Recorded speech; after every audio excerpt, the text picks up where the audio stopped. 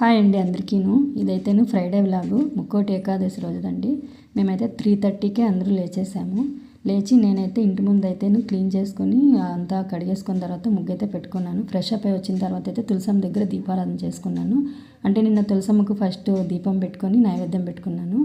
ఇంకా అలాగే గడపల దగ్గర కూడా దీపం పెట్టుకొని వేసేసిన తర్వాత అయితేను పూజా మందిరం అయితేను గురువారం రోజే క్లీన్ చేసుకున్నాము.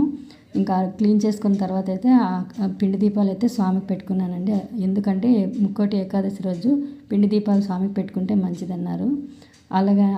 అలాగే ఆ స్వామివారికి పాలు పళ్ళు అరటిపళ్ళు నైవేద్యం సమర్పించి పూజ అయితే కంప్లీట్ చేసుకున్నాము. అలాగే ఆ నరసింహస్వామిని ఇక్కడ మా విలేజ్లో కూడా దర్శించుకున్న తర్వాత మేము 5:30 కల్లా కదిరికి స్టార్ట్ అయ్యాము.